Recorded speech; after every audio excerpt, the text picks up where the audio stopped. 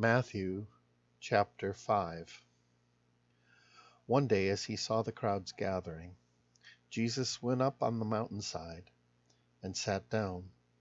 His disciples gathered around him, and he began to teach them.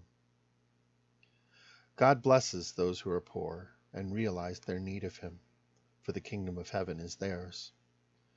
God blesses those who mourn, for they will be comforted. God blesses those who are humble, for they will inherit the whole earth. God blesses those who hunger and thirst for justice, for they will be satisfied. God blesses those who are merciful, for they will be shown mercy. God blesses those whose hearts are pure, for they will see God. God blesses those who work for peace, for they will be called children of God. God blesses those who are persecuted for doing right, for the kingdom of heaven is theirs. God blesses you when people mock you and persecute you and lie about you and say all sorts of evil things against you because you are my followers. Be happy about it. Be very glad, for a great reward is yours in heaven. And remember, the ancient prophets were persecuted in the same way. You are the salt of the earth. But what good is salt if it loses its flavor? Can you make it salty again? It will be thrown out and trampled underfoot as worthless. You are the light of the world, like a city on a hilltop that cannot be hidden. No one lights a lamp and then puts it under a basket. Instead, a lamp is placed on a stand where it gives light to everyone in the house. In the same way, let your good deeds shine out for all to see, so that everyone will praise your heavenly Father. Don't misunderstand why I have come. I did not come to abolish the law of Moses or the writings of the prophets. No, I came to accomplish their purpose. I tell you the truth, until heaven and earth disappear, not even the smallest detail of God's law will disappear until its purpose has been achieved.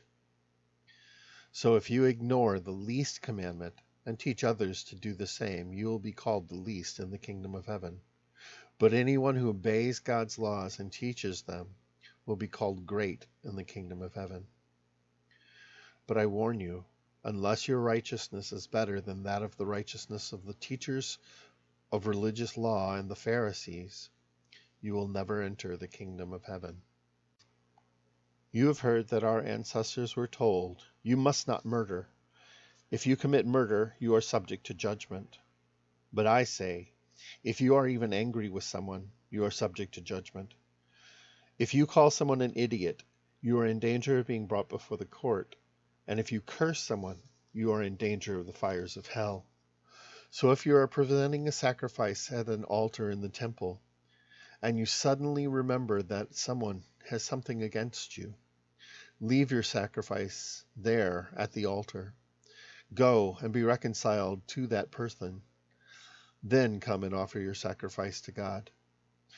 When you're on your way to court with your adversary, settle your differences quickly. Otherwise, your accuser may hand you over to the judge, who will hand you over to an officer, and you will be thrown into prison. And if that happens, you surely won't be free again until you have paid the very last penny. You have heard the commandment that says, "You must not commit adultery." But I say, anyone who even looks at a woman with lust has already committed adultery with her in his heart.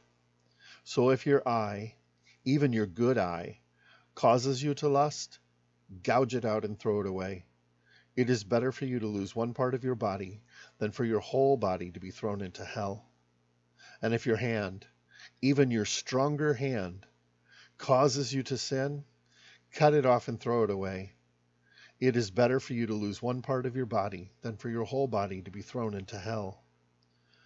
You have heard the law that says, a man can divorce his wife by merely giving her a written notice of divorce. But I say that a man who divorces his wife, unless she has been unfaithful, causes her to commit adultery. And anyone who marries a divorced woman also commits adultery. You have also heard that our ancestors were told, 'You must not break your vow. You must carry out the vows that you make to the Lord.' But I say, do not make any vows. Do not say, 'By heaven,' because heaven is God's throne. And do not say, 'By the earth,' because the earth is his footstool. And do not say, 'By Jerusalem,' for Jerusalem is the city of the great king. Do not even say, 'By my head,' for you can't turn one hair white or black. Just say a simple 'Yes, I will,' or 'No, I won't.' Anything beyond this is from the evil one. You have heard the law that says the punishment must match the injury, an eye for an eye, and a tooth for a tooth. But I say, do not resist an evil person. If someone slaps you on their right cheek, offer them the other cheek as well. If you are sued in court and your shirt is taken from you, give your coat too. If a soldier demands that you carry his gear for a mile, carry it 2 miles. Give to those who ask, and don't turn away from those who want to borrow. You've heard the law that says, love your neighbor and hate your enemy. But I say to you, love your enemies. Pray for those who persecute you. And in that way you will be acting as true children of your Father in heaven. For he gives his sunlight to both the evil and the good, and he sends the rain on the just and the unjust alike. If you love only those who love you, what reward is there for that? Even corrupt tax collectors do that much. If you are kind only to your friends, how are you any different from anyone else? Even pagans do that. But you are to be perfect, even as your heavenly Father is perfect.